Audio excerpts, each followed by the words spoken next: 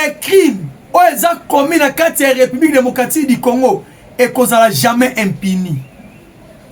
Ainsi que la ministre des Affaires étrangères de la République démocratique du Congo, Madame Thérèse Kekomba Vatner, alors il faut que les génocidaires du peuple congolais soient transférés en justice, déférés en justice et jugés, condamnés. Et nous disons ceci, les nanga na kati rapport wana bandeko bazali parce que bananga peut participer à la génocide des Congolais. Tant que bandeko 20 millions de morts en République démocratique du Congo. Nanga zana pas abomi. Tant que 4000 oyo ba uti ko boma sikoyo. Na kati nanga pas bomi, Kabila bomi, Katumbi bomi. Babomi. Bato ba ose bazo ko s'étendre que un jour beba ko ba président na Congo ba diriger biso. Mais quelque part ba silisi biso. Ba kati ba maman mitou. Ba kati voire même ba sexe amibali. Allez ba prétendre lobby. Ba ko diriger biso. Ba zupe audace. Il y a côté le changement de la constitution. Peuple congolais. Yo poko vendre bito kende city, ville morte, nako bibate, marche ko salema, bandeko. Bazoko sayo au détriment il y a famille na yo, au détriment il y a nation na yo, et sont corrompus par des Français, par des Belges, les Luxembourgeois, les Polonais. On vous mente. Eh ben, il faut conscience nabiso et à la réveiller. Et à la éveiller ensuite. En plus. Bandeko. Deuxième rapport. Il y a Global Witness. Toujours il y a américain. Il y a un double rapport. Il y a Donald Trump. Na kati deuxième rapport, kuna bake kotali sa traçabilité ya minéraux du sang.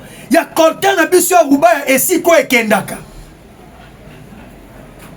Ba cité na ba pays oyo jusqu'à présent ezo continuer kobimisa minéraux ya Congo na ndenge ya mafia. Notre coltan.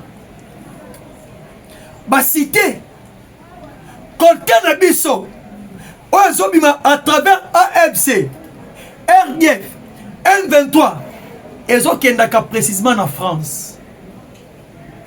Deuxièmement na Kazakhstan. Troisièmement na Pologne. Et quatrièmement na Luxembourg. Nesika oyo minéraux critiques ya République démocratique du Congo et kokendaka. Siko, ba eko comprendre yango na nini? Bandeko, pendant que yo simbi téléphone oyo simbi.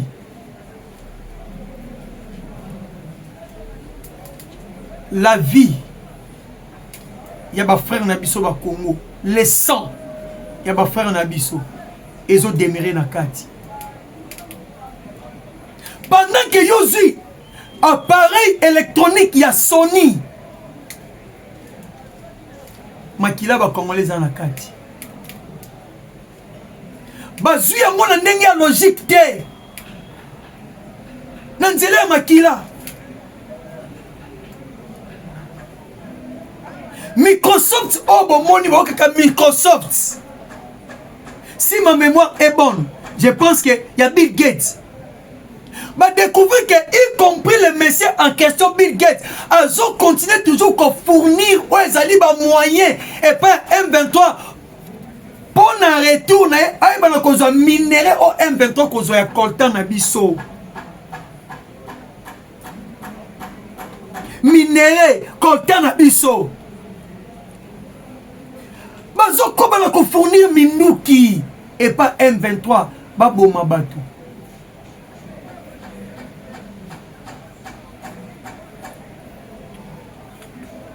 Il y a plusieurs appareils électroménagers, appareils électroniques, le téléphone. Oh ouais, ben qu'on détecter. Et si kaba cause la coltan wana. Bande kwa Congo. Rapport wana et comme ça la sikoke. États-Unis a joué deuxième décision contre M. Paul Kagame. Azui Koudir pour votre information. Continuez à liker, à partager. Abonnez-vous massivement sur toutes les chaînes. Oh, Bokolanda Biso. Bandeko. La famille de M. Paul Kagame vient d'être sanctionnée en tout et pour tout. Et Oignon Césali va bien à Bango et ça bloqué. Ata s'il y a moutou ya moi si à Kagame, ceux en États-Unis va bloquer à vous. Ata linzaka ya kopal o moi sa Kagame tia qui sont les ans en États-Unis a bloqué yango. Vous savez, Washington à travers Massad Boulos na réunion au Bakotaki na Congo Bakotaki précisément na Maison Blanche, pardon na Salon Oval. Ils ont bien dit ba oyo nyonso bako déranger stabilité na kati ya République démocratique du Congo, ils seront bel et bien frappés. Frappés. Yango moni baye na message wana balancer yango. Ba yebisi Paul Kagame ezaki pour le bende matoy mais tango ba rapport ba ONG ba comprendre que n'est pas question ana volonté té yo tika bitumbo yo pour en maintenir pour ça survie na ye boyo kaka wilingo makambo lobaka na ba roumain o bazalaka précisément bananyo ba instructeur na FRDC na Chitiago wilingo que son homme repose en désordre. Alors, baboye, bino besoin qu'on dérange biso, tandis que biso to bunda pour na survie na biso. Et non survie, soi-disant, il y a les Nyamuleng qui sont ici. Et non les survies, soi-disant, il y a Rwandais. Mais pour na survie, il y a bango moko ba individu, ba personnel. Individu, pardon, intérêt privé na bango. Aujourd'hui, pour votre information, Rwanda carburé comme il a $3 1 litre. Mais au Rwanda, il n'y a pas la guerre. Il y a la paix au Rwanda.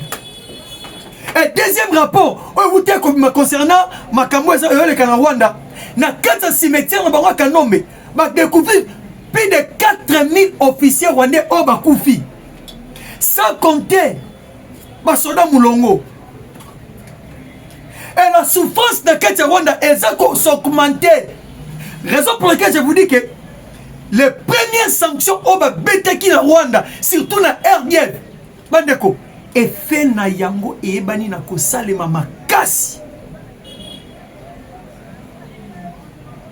Et bani solo na kosalema makasi makasi.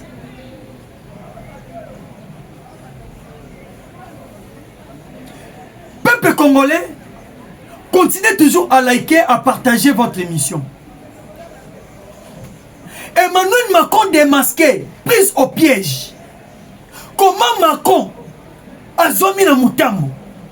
Bandeko, Macron a hier qu'on répétait deuxième chose au Salaki na Rubaya. Boyebi, Benemi à Congo Lelo, à travers le président Fati, Bobata Malisouté. Bakatoumi, Bami Bimisi ke baza ba M23 ba travailler pour l'intérêt occidentaux et non les intérêts de la population congolaise. Kabila a mis la kisi Oyaza, Bobata Malisouté, ainsi que des fayoulous de ses sangs. Tout le monde. Webi, Tente Oya Macron. Yende ayaki ko sauver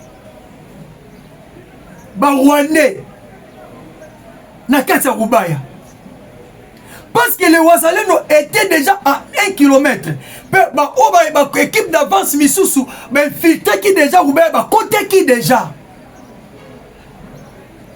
Mais Macron atinda général naye na bakutana na général rwandais Moubarak batinda ba drone à partir à Rwanda et frappa précisément na Rubaya ndé mo sala ke ba wazalendo bazonga à 30 km au bazar.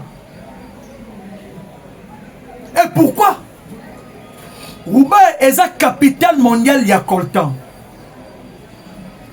na kati ya Rubaya servi à France et Zawana pour le bénéfice ya coltan au bazwaka et que nakana bamboko na tangeli biso awa Kazakhstan, Luxembourg, Pologne, France, Belgique, ainsi de suite. Macron, à travers l'Union européenne, va aider M23, les rebelles ou les terroristes. Tout se reculer mouké. Et pendant que les lots, l'armée rwandaise a lancé 4 drones au plateau de Fizi. Précisément, na Mikenge, Kiningi, Kakenga. Et beti na ba position ya ba armée na biso. Et bomi ba civil. Oh bon ba ke tozo ya ko protéger ba tribu minoritaire. Oh ba ko souffrir na Congo. Wana justification na ba ka ko imposer guerre na kati ya démocratique du Congo. Mais M. Paul Kagame avec les Français, avec Emmanuel Macron, c'est Tintin Oyoyo. Baye ba bomi ba population na biso. Na kati ya Mikengi. Et le wazalendo basali système moko ya kizengi. Mauvais repli stratégique. Bazongi muke. Nzoka ne wazalendo yabeke. Neto ozonga bwesika to okende. Ba serpent noir baza. Ba ibu baza. Tozonga esika bango baza. To se concentrer to beta bango. Si tinya ba Rwandais ba ki kosa to ba beti ba to bango ba yembangu na kati ya Mikenge. Ba koti ba na Kaningi. Ba koti. Ba na Kakenga. Bandeko. Bazui attaque moko mystique. Et pas bas serpent noir. Ainsi que les Simba et les Zibou. Ensemble avec le Wazalendo, il y a général Kassimir Yakotumba ainsi que le général Ngomandito. Peuple congolais, ba beti ba Rwandais na ndenge moyo sa ba jete ba pakati mbangu. Tu as récupéré tous les 3 localités. Tu as lancé Siko vers récupération. Il y a Minemwe centre. Peuple congolais. Nzoka neti ba drone wane beta makibo kesika kindoki ya makwe monani. Ko bete to beti na Mikenge. Ko bete to beti na Kakenge. Ko bete to beti na Kininga. Tu es comme on a bateau bakufi ya ba Rwandais. Na kati ya tumena ba Rwandais mindele. Ba fouiller na ba poche sa ba batali boy. Identité française. Ah oui. Si kon nzoka ndetongo ba kimi ba kima kiwana ba français mususu na ba terroriste ya Kagame. Baké kovanda précisément na Minembwe centre baluka ba construire bastion moko na pour ko résister na kati ya Minembwe.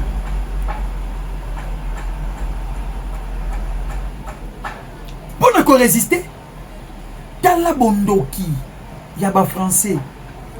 Et puis le même Macron alors le président Fati, oh non, je suis ensemble avec vous pour établir la paix en République démocratique du Congo. Ba démon. Quel paix Macron peut rétablir au Congo? Lui-même Macron est génocidaire. Il y a peuple congolais. Lui-même Macron, c'est la mission de complot. Il y a un autre Siko, le Conseil de sécurité des Nations Unies. Yemoko Atala, banani o balingi guerre esila na Congo te ba français ba kosa biso o to côté libino pa mbango elongwa o to côté libino na régime de notification elongwa nzoka nde ezaki na intérêt ba pérenniser guerre oyo soit ba lukela biso dialogue na makasi na ba M23 pour M23 na kati ya dialogue a justifier o ezali intérêt ba français soit Union européenne.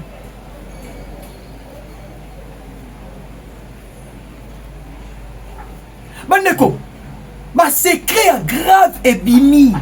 Ma révélation grave et bimi. Pour nani bozo komo na M23, on s'en a déjà ping-pong na kati ba négociation. Yoka, secret bimi hein. Bon moni M23. Calcul na bango ya ko liango ngati 2028. Bozo comprendre. Yakolia Ngongati 2028. Donc, au comme en 2028, le président de la République, selon la Constitution, ce qu'est l'élection salamité, a comme illégitime. Alors, légitimité naïe et il y a papier. Concernant l'article 70, où est lobby, le président de la République reste en fonction jusqu'à l'installation effective d'un nouveau président élu. Lokola akokende na cour constitutionnelle pour interpréter article wana président a osasu na légitimité te ya peuple selon M23 ale kuna sikoyo bakoyeba na kosangisa ba force ba mboke belé balobake Tshisekedi akangi bokonzi na makasi essentiel que bango pa mpopo élection salamate bazana souci ya ko maintenir toujours agression wana ezala toujours insécurité wana ezala na kati ya Congo plan wana banani ba pesi bango ba français yango moni premier coup to beta bango il faut to les vitesse na changement ya constitution il faut to les cas directement na changement ya constitution pour tout casser plan on a. Et en deuxième position, il faut le président de la République à continuer le sous doté FRDC dans un matériel de guerre très sophistiqué. Pour tout bouter ennemi hors état de nuire. Et ça va français wana bandeko toko beta bango. Bon monite moko ba communicateur na bango to kangaki pasima na Burundi nanga leli Steve Wemi o mulai wana zoba na communicateur bon aleli alobi batindi ye na prison moko esalama depuis 1959 na kati ya Burundi prison wana esalama pour 800 personnes mais lelo eza plus ou moins 8000 personnes. Bazune ndeko na bango Benjamin Babunga batindie na boloko wana. Mes frères et sœurs, un criminel, un génocidaire, est-ce qu'on mérite qu'on ait une condition malam na prison? Likez votre émission. Excusez. Ataba déclaré Pamba. Bakalkil na bango nyonso lelo to découvrir yango pete oko pese yango échec nzoka nde na kati ya guerre to banda ko bango banda kala ba français ba na kati lelo Macron prise au piège Macron na moi à l'exception longi mususu na butu pe elongi bususu tozotala ene elongi azolo makambo quelques minutes akobaluka mukongo nzoka nde bango bazo pérenniser guerre ya makasi po ba maintenir oza minembwe parce que na calcul politique ba prétendre ko récupérer les hauts plateaux de Fiziwana et si ko minembwe ezali parce que minembwe za territoire na 4 République démocratique du Congo te. Ainsi que oyo eza zone minière na biso ya Rubaya. Siko Rubaya eza coltan. Mais Minembwe nini ezalaka? Bande ko ba Congolais. Minembwe eza esika moko eza riche en or ainsi que tantal. Yango mo ba français tumbi tumbi, Union européenne tumbi tumbi. Ba maintenir kaka esika wana. Mais biso pe toko beta bango. Toko beta bango. Et aujourd'hui,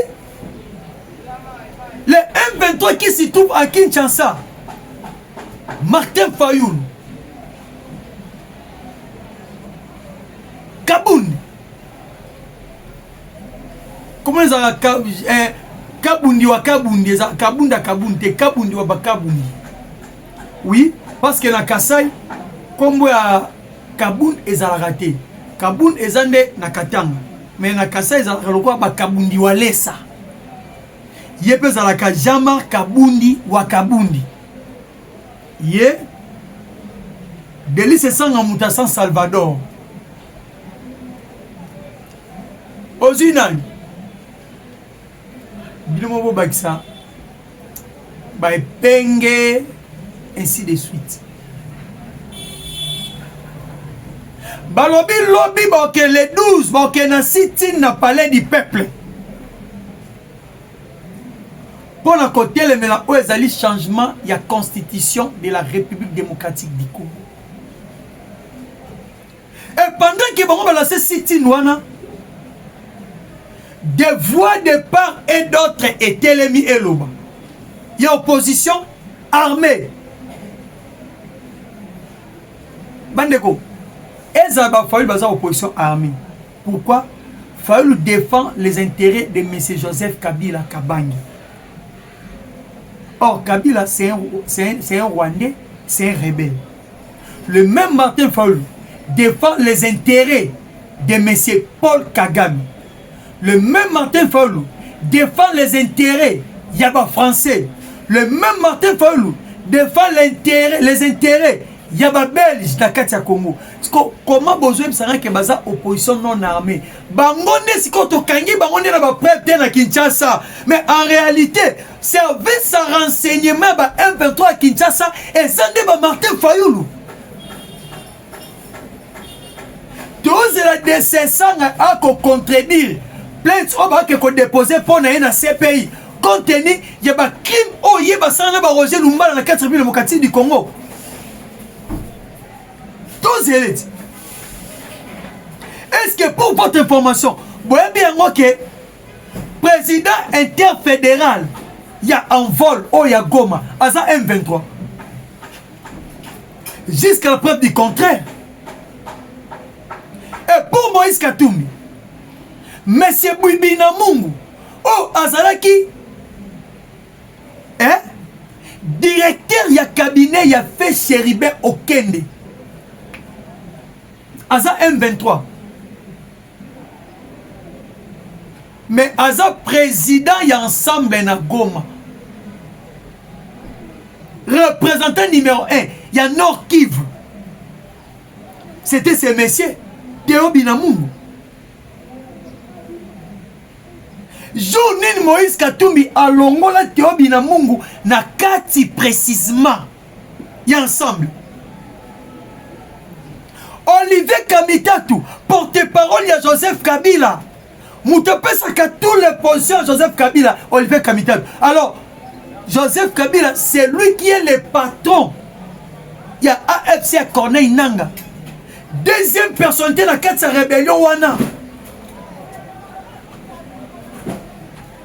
Et ça, mais c'était au Binamungu. Banamboka Kongo. Si j'ai dit que ce sont des rebelles, des rebelles vivaient à Kinshasa.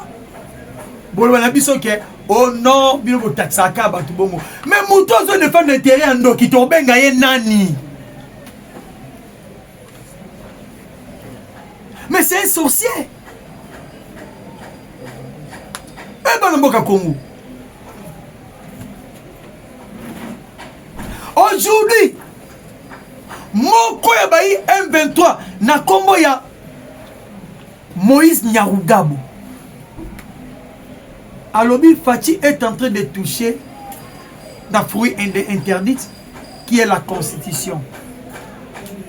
Tandis qu'il y a plusieurs signatures. Donc, en grosso modo, 100 000 signatures réunies et pas le peuple congolais. À travers l'honorable Mardoché Tsele, à travers d'autres honorables, et Willy Bakonga aussi, a réuni 100 000 signatures pour demander le référendum selon article 5 de la Constitution.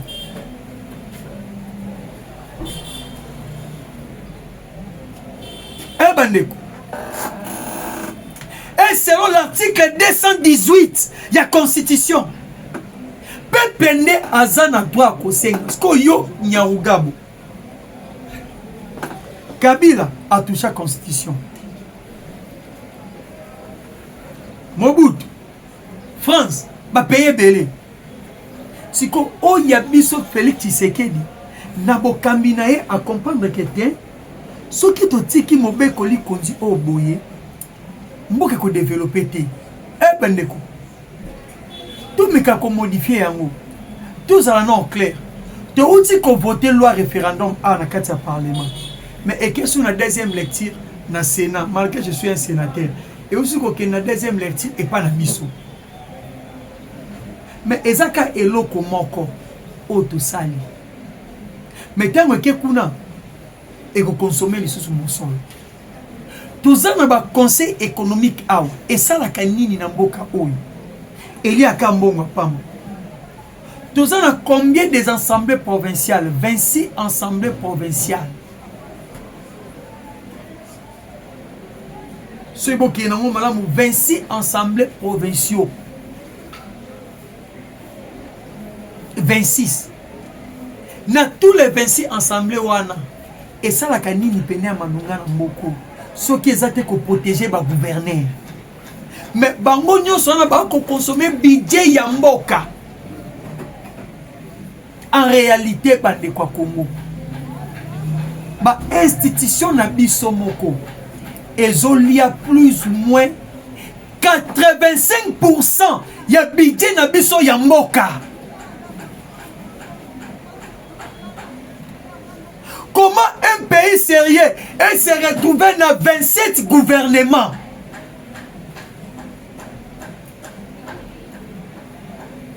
Gouvernement central et 26 gouvernements provinciaux. Nyonso wana ezolia budget ya kosala budget et puis na kati wana il y a des incompétents. On va travailler parmi ma surtout ma gouverneur et le ministre provincial. Bango nyonso frais de fonctionnement, bango nyonso ba type. Il y a cher hein. Mais un président de la République lobby non. Il faut te revoir loi oyo. De revoir mon beko oli kondi oyo. De façon que ne sika mbongo ya ebele et que na kana institution mais mbongo ya ebele et revenir na paisible citoyen na biso. Parce que tant balobi ba modifier ba biloko wana ya mabe eza wapi.